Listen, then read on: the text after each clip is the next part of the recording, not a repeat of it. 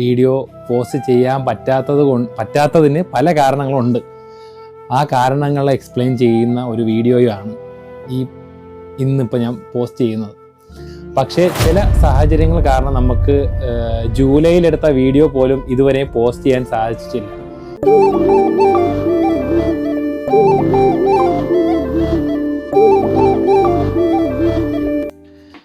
Hello guys, അപ്പോൾ കുറച്ച് നാളായി വീഡിയോ ഒക്കെ പോസ്റ്റ് ചെയ്തിട്ട് യൂട്യൂബിൽ. കുറച്ച് നാളെന്ന് പറയുമ്പം ഒരു മാസത്തോളമായി വീഡിയോ ഇട്ടിട്ട്. സംഭവം വീഡിയോ എടുക്കാന്നിട്ടല്ല, വീഡിയോ എല്ലാം ഉണ്ട്.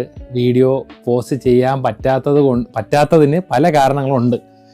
ആ കാരണങ്ങളെ എക്സ്പ്ലെയിൻ ചെയ്യുന്ന ഒരു വീഡിയോയാണ് ഇന്നിപ്പോൾ ഞാൻ പോസ്റ്റ് ചെയ്യുന്നത്. സംഭവം മെയിൻലി നമ്മൾ യൂട്യൂബ് ചാനൽ സ്റ്റാർട്ട് ചെയ്ത സമയത്ത് നമ്മൾ തീരുമാനിച്ചൊരു കാര്യം എന്ന് പറയുന്നത് മാക്സിമം വീക്ക്ലി ഇത്ര വീഡിയോ ഇടുക, ഡെയിലി വീഡിയോ ഇടാനുള്ള ഒരു കണ്ടന്റ് കിട്ടാനുള്ള സാഹചര്യത്തിലല്ല നമ്മൾ. അപ്പം ഇത്ര വീഡിയോ ഇങ്ങനെ ഇടുക, ഇങ്ങനെ പോസ്റ്റ് ചെയ്യുക, മീൻസ് ഇതിനൊക്കെ ഷോർട്സ് ഇടണം, ഇങ്ങനെ വീഡിയോ ഇടണം, അങ്ങനെയൊക്കെ പ്ലാൻ ഉണ്ടായിരുന്നു. ആദ്യമൊക്കെ നമ്മൾ അതനുസരിച്ച് വീഡിയോ ഷൂട്ട് ചെയ്ത് എഡിറ്റ് ചെയ്ത് പോസ്റ്റ് ചെയ്ത് അങ്ങനെ ഒരു ഫ്ലോയിൽ പൊക്കൊണ്ട് നിന്നതുമാണ്. പക്ഷേ ചില സാഹചര്യങ്ങൾ കാരണം നമുക്ക് ജൂലൈയിലെടുത്ത വീഡിയോ പോലും ഇതുവരെ പോസ്റ്റ് ചെയ്യാൻ സാധിച്ചിട്ടില്ല. എല്ലാവർക്കും ഉള്ളതുപോലെ തന്നെ തിരക്കുണ്ട്. അത് മാത്രമല്ല, മെയിൻ പ്രശ്നം എന്തായിരുന്നു എന്ന് വെച്ച് കഴിഞ്ഞാൽ, ഞാൻ വീണ്ടും കണ്ടിന്യൂ ചെയ്ത് വീണ്ടും സ്റ്റാർട്ടാക്കിയതാണ് വീഡിയോസ് പോസ്റ്റ് ചെയ്യാനായിട്ട്. പക്ഷേ പറ്റിയ പ്രശ്നം എന്താണെന്ന് വെച്ച് കഴിഞ്ഞാൽ എൻ്റെ ഫോണിന് ചെറിയൊരു പ്രോബ്ലം പറ്റിയായിരുന്നു. ഇപ്പം കുഴപ്പമൊന്നുമില്ല കേട്ടോ. ഇപ്പം ഇത് അത് കാണാൻ പറ്റത്തില്ല. കറക്റ്റ് വീഡിയോ എടുക്കുന്ന സമയം കാണാൻ പറ്റത്തില്ല. അത് അവിടെ മേഘ ഇരിപ്പുണ്ട്. മേഘ ഇതിപ്പം ലൈവ് കണ്ടുകൊണ്ടിരിക്കുകയാണ്. ഓക്കെ, ഞാൻ കാണിച്ചു തരാം ഗൈസ്. എന്താ ഒരു ഹായ് പറഞ്ഞു, ഹായ്. അപ്പോൾ ഈ വീഡിയോ നമ്മൾ രണ്ടുപേരും ഒരുമിച്ച് ഉണ്ടാവണമെന്ന് വിചാരിച്ച് ചെയ്തൊന്നുമില്ല. ഇത് അവൾക്ക് വേറൊരു സംഭവം കാണാൻ വേണ്ടിയിട്ട് അവൾ വീഡിയോ കോൾ വിളിച്ചതാണ് കേട്ടോ. അവിടെ ഇരുന്നോ, അവിടെ വെച്ചിട്ടുണ്ട്, സേഫാക്കി. അപ്പോൾ ഈ ഫോണിൻ്റെ പ്രശ്നമെന്ന് വെച്ച് കഴിഞ്ഞാൽ, ഇതാണ് ഫോണിൻ്റെ അവസ്ഥ. ചില സമയങ്ങളിൽ കാണാൻ പറ്റുമെന്ന് അറിയാൻ വയ്യ. ഞാൻ ബ്രൈറ്റ്നസ് കുറച്ച് കാണിച്ചു തരാം. അയ്യോ, ഇതാണ് ഫോണിൻ്റെ അവസ്ഥ.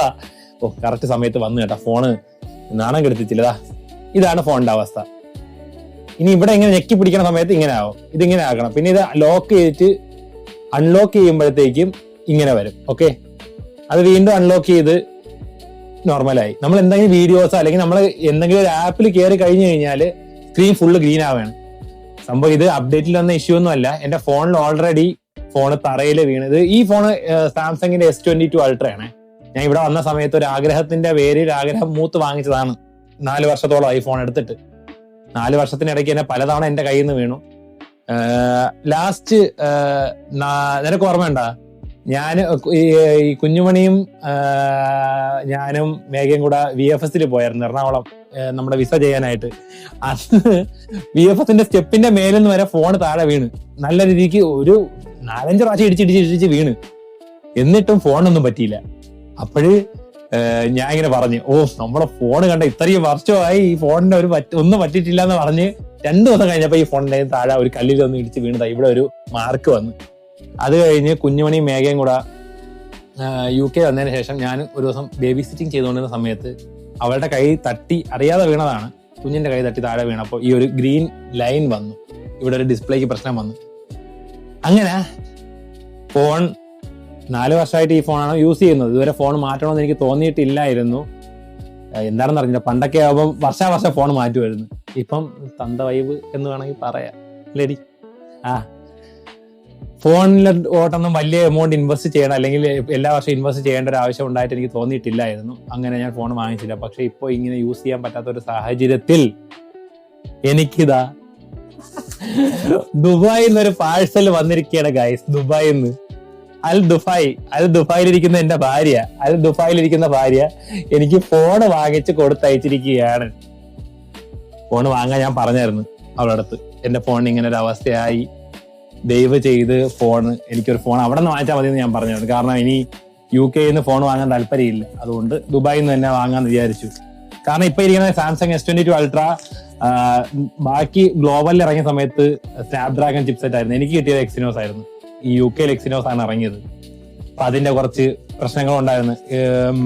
സ്നാപ്ഡ്രാഗൺ യൂസ് ചെയ്യുന്ന ആൾക്കാരുണ്ട് ഇവിടെ. നാട്ടിൽ നിന്ന് S22 Ultra കൊണ്ടുവന്ന ആൾക്കാരുണ്ട്. അവരുടെ ഫോൺ എന്റെ ഫോൺ യൂസ് ചെയ്യുന്ന സമയത്ത് അതിന്റെ ഡിഫറൻസ് എനിക്ക് മനസ്സിലാവുന്നുണ്ടായിരുന്നു. അങ്ങനെ ഞാൻ ദുബായിൽ നിന്ന് ഒരു ഫോണ് വാങ്ങിച്ചു. ഇനി തൊട്ട് വീഡിയോ ഒക്കെ സ്ഥിരമായി ഇടാൻ ശ്രമിക്കും. എഡിറ്റ് ചെയ്യാനുള്ള വീഡിയോസ് എല്ലാം ബാക്കി എഡിറ്റ് ചെയ്യും.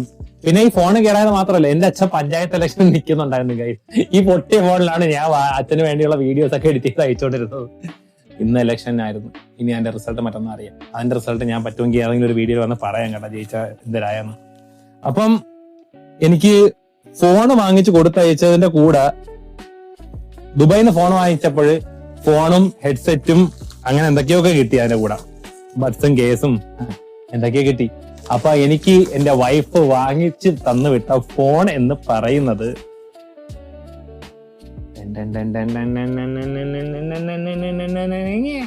Vivo X300 Pro. Yes guys, ഇനി തൊട്ട് ഞാൻ യൂസ് ചെയ്യാൻ പോകുന്ന ഫോണാണ് വിവോ X300 Pro. ഞാൻ ഓൾറെഡി എവിടെ അടുത്തത് പൊട്ടിച്ചൊക്കെ നോക്കാൻ പറഞ്ഞത് അവിടെ വെച്ച്. അപ്പൊ ഇത് ജസ്റ്റ് എന്റെ അൺബോക്സിംഗ് ആണ്. അപ്പൊ ഇനി മാക്സിമം വീഡിയോസ് ഒക്കെ ഞാനിപ്പോ ഫോൺ എടുത്തതിന്റെ ഈ ഫോൺ എടുത്തതിന്റെ മെയിൻ കാര്യം, ഓക്കെ എനിക്ക് വേണമെങ്കിൽ ഇപ്പം എന്താണ് നമുക്ക് ഐഫോൺ എടുക്കാമായിരുന്നു, അല്ലെങ്കിൽ സാംസങ് തന്നെ. ഇപ്പൊ എനിക്ക് കണ്ടിന്യൂ, ഞാൻ 4 വർഷമായിട്ട് യൂസ് ചെയ്തതാണ്. അപ്പൊ എനിക്ക് ഇനി വീണ്ടും സാംസങ് കണ്ടിന്യൂ ചെയ്യായിരുന്നു. അപ്പൊ ഇതില് കിടിലൻ ക്യാമറയാണെന്നും അടിപൊളി ക്യാമറയാണ്. അപ്പൊ അതൊക്കെ എങ്ങനെയാണെന്നൊന്നും അറിയാനായിട്ടാണ് ഞാൻ ഈ ഫോൺ എടുത്തത്. ഇനി കുറച്ച് നാളല്ല, കുറെ നാൾ ഈ ഫോൺ ആയിരിക്കും അല്ലേ, കുറെ നാൾ യൂസ് ചെയ്യണം അല്ലേ, കുറെ നാൾ യൂസ് ചെയ്യണമെന്നാണ് ഹെഡ് ഓഫീസിൽ നിന്ന് പറഞ്ഞേക്കുന്നത്. അപ്പൊ കുറെ നാൾ ഈ ഫോൺ യൂസ് ചെയ്യും. ഓക്കെ, കേൾക്കാല്ലേ മൈക്കില്? അപ്പം ഇതൊന്ന് പൊട്ടിച്ചു നോക്കാം. പുതിയതാണെന്ന് ഫീൽ ചെയ്യാനായിട്ട് അതൊന്ന് ഫീൽ ചെയ്ത കവർ അതിൽ തന്നെ വെച്ചിട്ടുണ്ടെന്ന് ഗൈസ്. ഇതാണ് ഫോൺ.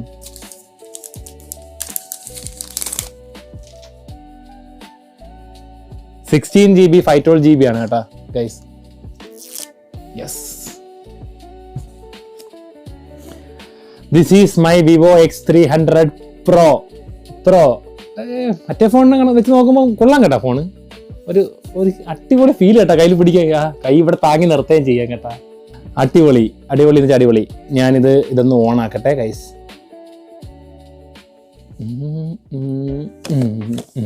വിവോ 5G അവിടെ ഇരുന്ന് ഓണാവട്ടെ.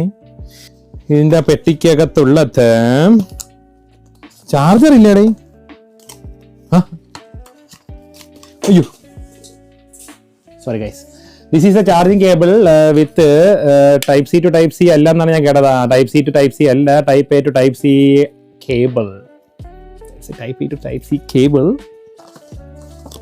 ആൻഡ് ദെയർ ഈസ് വേറെ എന്തെങ്കിലും ഉണ്ട്.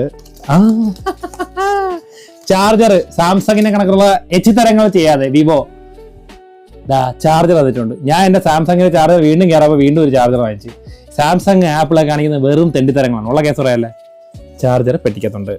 Vivo X300 Pro charger flash charge ആണ്. എന്തായാലും സാംസങ്ങിന് 45 വാട്ടിനെ കാട്ടി സ്പീഡായിരിക്കും, അത് ഉറപ്പാണ്. ചാർജർ അവിടെ ഇരിക്കട്ടെ. വേറെ എന്തൊക്കെ ഉണ്ടെന്ന് നോക്കാം. വേറെ ഇതിൻ്റെ അകത്ത് വേറെ കുറെ ഇതൊക്കെ ഉള്ളു, വേറെ ഒന്നുമില്ല. പിന്നെ അടുത്തത് paper works, SIM ejecting tool.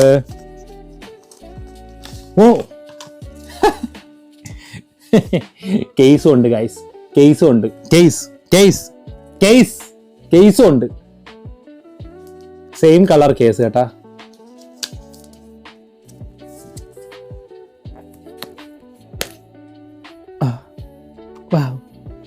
Lovely phone, കൊള്ളാം കേട്ടാ. Thank you my wife.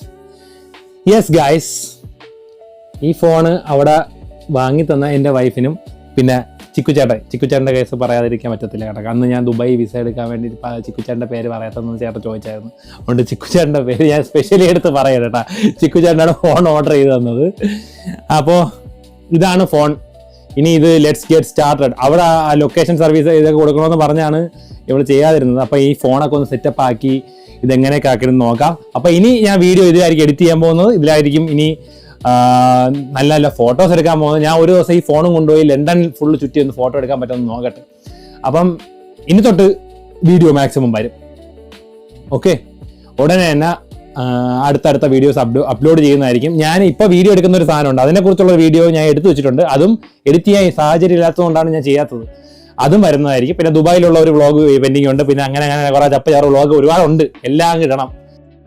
പിന്നെ ഗൈസ്, ഈ ഫോൺ വാങ്ങിച്ചതിൻ്റെ കൂടെ തന്നെ അവിടെ നിന്ന് ദുബായിൽ നിന്ന് വാങ്ങിച്ചതുകൊണ്ട് ദുബായിയുടെ വിവോയുടെ സൈറ്റിൽ നിന്ന് തന്നെയാണ് വാങ്ങിച്ചത്, ഒഫീഷ്യൽ സൈറ്റിൽ നിന്ന് തന്നെയാണ് വാങ്ങിച്ചത്. പ്രീ ബുക്ക് ചെയ്ത് 28-ാം തീയതി അവർക്ക് ഫോൺ കിട്ടി ഓൾറെഡി. 28-ാം തീയതി അവർക്ക് വിവോയുടെ, ഞാൻ ഫോട്ടോഗ്രാഫി കിറ്റ് വാങ്ങാനാണ് നോക്കിയത്, പക്ഷേ ഫോട്ടോഗ്രാഫി കിറ്റ് സോൾഡ് ഔട്ട് ആയി. അപ്പോൾ ഇപ്പം ഇതിൻ്റെ കൂടെ വേറൊരു കേസ് അവർ തന്നിട്ടുണ്ട്. അത് വിവോ ദുബായിൽ നിന്ന് വാങ്ങിച്ചപ്പോൾ അതിൻ്റെ കൂടെ കിട്ടിയതാണ്. പിന്നെ കുറേ വിവോയുടെ ലൈഫ് ടൈം വിവോ ഈ ഫോൺ ഞാൻ യൂസ് ചെയ്യുന്ന അടുത്തോളം കാലം എനിക്ക് ഫോൺ എപ്പോൾ വേണമെങ്കിൽ വിവോയുടെ സർവീസ് സെൻറ്ററിൽ കൊണ്ടുപോയി അവർ ഫോൺ ക്ലീൻ ചെയ്ത് തരും. പിന്നെ സ്ക്രീൻ റീപ്ലേസ്മെൻറ്റ് 4 വർഷത്തേക്ക് എന്തോ ഉണ്ട്, 4 വർഷത്തേക്ക് എന്തോ സ്ക്രീൻ റീപ്ലേസ്മെൻറ്റ് 1 ഇയറും ബാറ്ററി റീപ്ലേസ്മെൻറ്റ് 4 ഇയേഴ്സും അങ്ങനെ എന്തൊക്കെയോ ഫീച്ചേഴ്സ് ഉണ്ട്. ഞാൻ അവിടെ താഴെ സൈഡിൽ കൊടുത്തേക്കാം ഇത് എന്തൊക്കെയാണ് അതിൽ കിട്ടിയെന്ന്. പിന്നെ അതിൻ്റെ കൂടെ തന്നെ ഒരു TWSും കിട്ടി, വി പ്രീമിയർ എക്സ്ക്ലൂസീവ്. ഇത് വിവോ അല്ലേ? ഇത് വിവോ അല്ലെന്ന് തോന്നുന്നു കേട്ടാ. ഇത് വിവോയുടെ അല്ല, ഇത് വേറെ ഏതോ കമ്പനിയുടെ ട്രൂലി വയർലെസ് ആണ്, made for iOS and Android. ഇരിക്കട്ടെ ഒരെണ്ണം. ഇതൊക്കെയാണ് അതിൻ്റെ കൂടെ കിട്ടിയത്. ഓക്കെ, അപ്പോൾ എന്താ ചെയ്യുക, ഈ ഒരു ചെറിയ വ്ളോഗ് ഇത് മാത്രമാണ്. ഈ ഫോൺ വാങ്ങിയതും ഇനി ഈ ഫോണായിരിക്കും യൂസ് ചെയ്യുന്നതെന്നും കാണിക്കാനായിട്ടാണ്. നമ്മൾ അടുത്ത വീഡിയോയിൽ കാണുന്നത് വരയ്ക്കും എല്ലാവർക്കും ബായ്. മ്യൂട്ട് ചെയ്ത് വെച്ചേക്കണം കേട്ടോ, അതുകൊണ്ടാണ്.